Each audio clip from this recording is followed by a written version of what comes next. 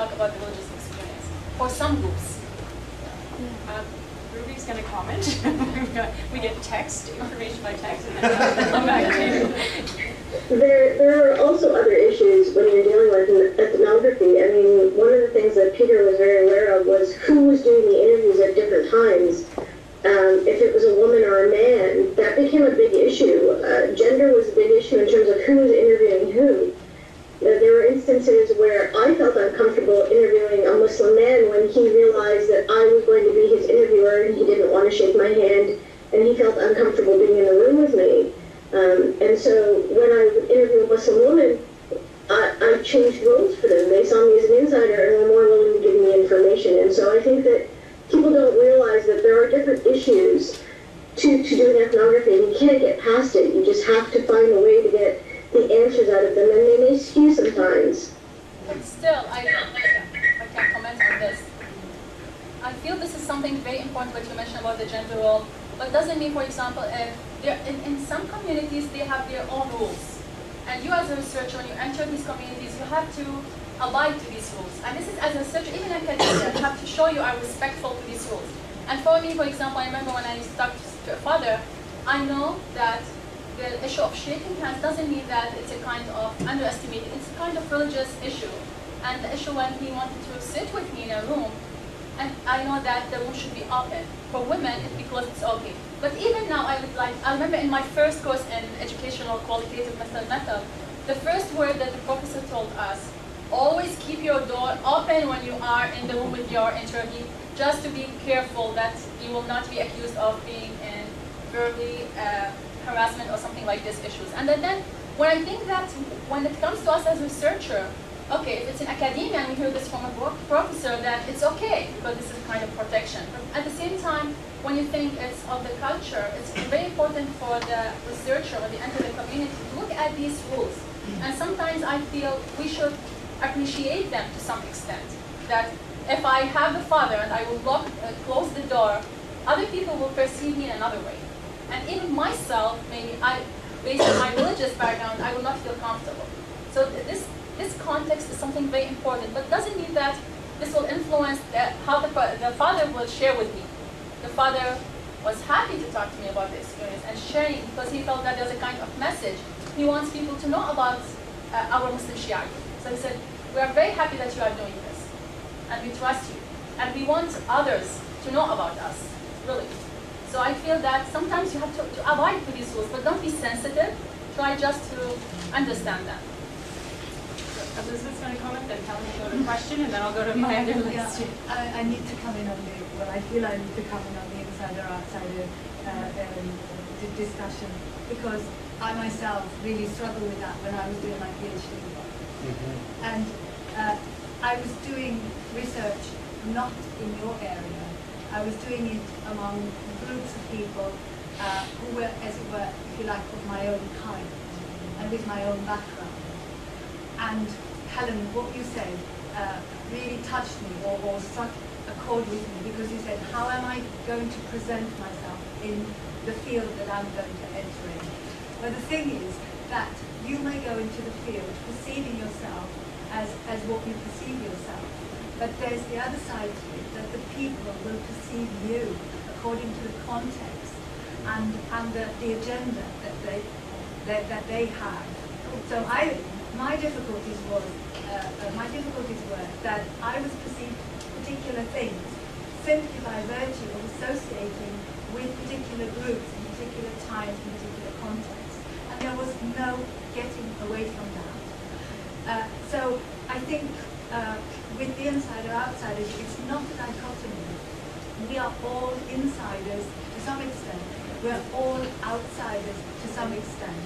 The way through it is to be trained in research methods, to gain experience in research, to read around things. One book that helped me enormously was Roger Holman's The Ethics of Doing Research.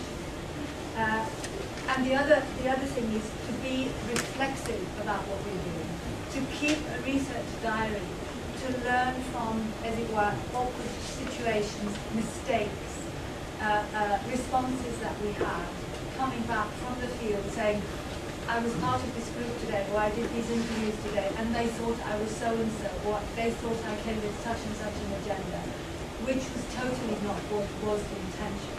So there is no solution.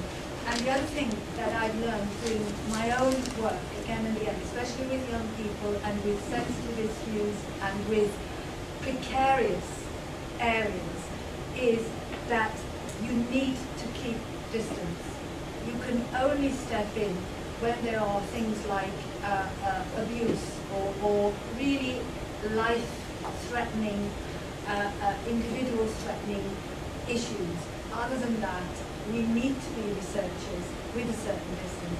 We need to be sympathetic and we need to be understanding, but we can't live other people's lives and we can't allow them to live our lives. So as you can hear, I feel very strongly about this. But it can be very hard and it can be very challenging. And when the ethnic and racial side, and as it were, the distance between the religious backgrounds between interviewee and interviewer is really wide, then all these things have heightened importance. So in other words, we need more awareness and more inclusivity about it. Yeah, just a little. I promise it's rather small. I guess this question, so leading up to it, with regards to the age issue, so your interlocutors were far younger than anybody else's, from what I can recall. Now, we kind of saw this with Spencer's paper about Quest Cancer, where it was sort of that the children were there more as a function of their parents' experiences, if anything, than more so than their own. You mentioned that they had experienced sort of some social situations in school where they were sort of aggravated by the religiosity they perceived being imposed upon them. But just as with that case, young children sort of are in a place where, and I think you began by starting to say that at this age group, they were so very much integrated into their families' belief structures. So I guess the question is, how do we get at how do we make, and I guess this is the kind of question of who is your subject, or where is the locus of your investigation? Because my question when I was listening was, is this reflecting anything other than the first generation's worldviews and practices? Because at this stage, somebody had interviewed me when I was 9 or 12, they would have had barriers or differences in responses than they get now. So I guess, is this so much about, how Shia girls perceive their world, or is it in part that, but also how Shia parents are raising Shia girls? So how would you define that yourself? This is a very interesting question, and this reminded me that it's very important that you are trying to understand and experience. And at this age, these kids, you are going to see what are the context, from where are they getting their values? Because the identity is developed by these values. And it's like, they learn from the school, they learn from their parents, they learn from the community, so it's different contexts where they learn from.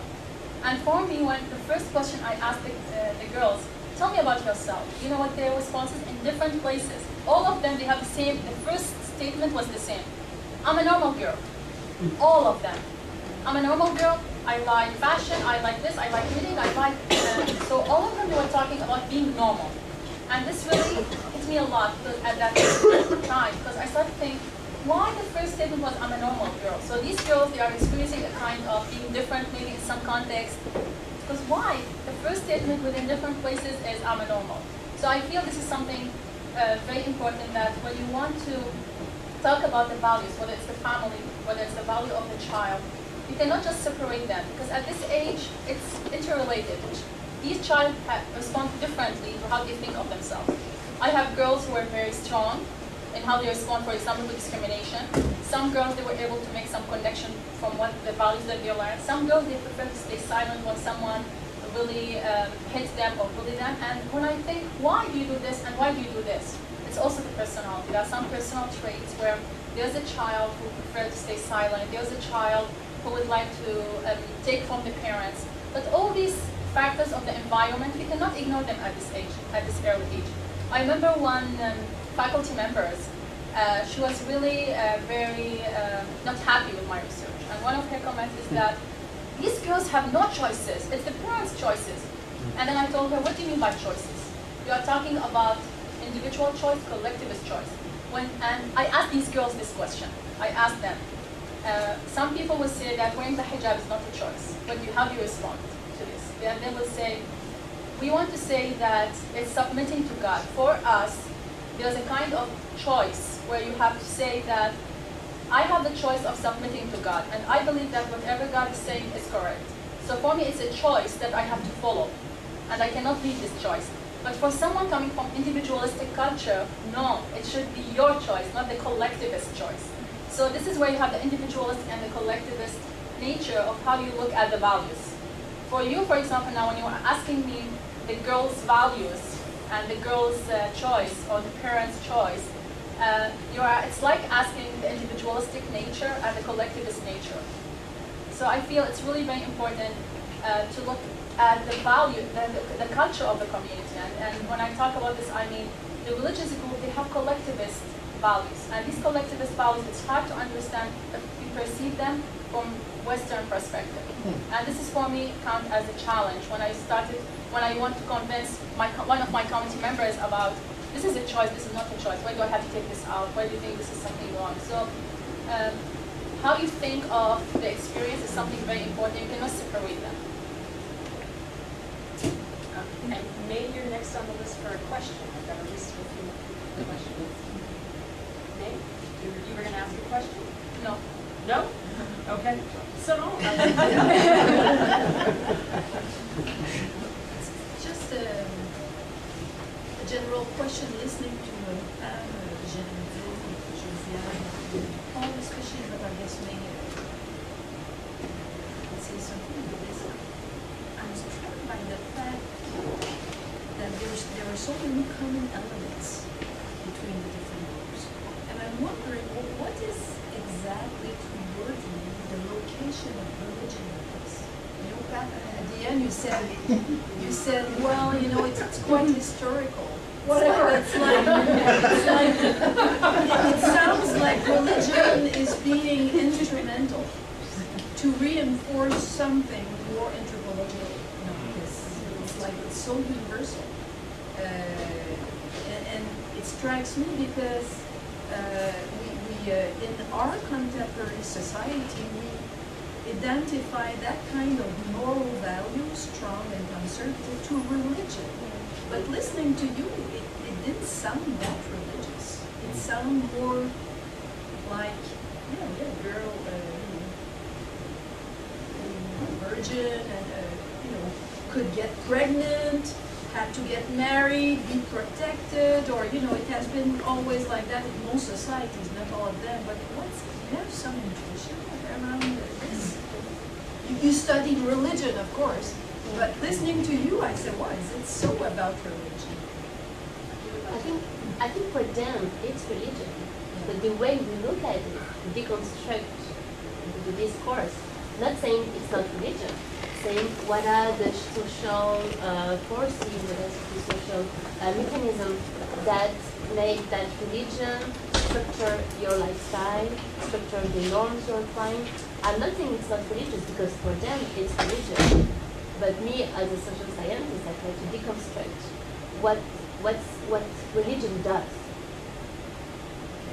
So you would agree, and as an anthropologist, would you, because you studied other kinds of societies, I mean, families and like the center of anthropology, so is it that kind of approach of family and sexual life, is it quite universal, or is it like, you find that? Wow, don't know. That's a large question. Well, you cannot make generalization, of course, but it's true that we are influenced by the Christian ethics that makes religion on one side and family, everything else on the other side, while in other societies it doesn't work that way at all. Religion and culture and family and social structure and even political structure are intimately intertwined. So, but I cannot generalize, of course. And I think the presentation I made, that view of religion is just one small piece of a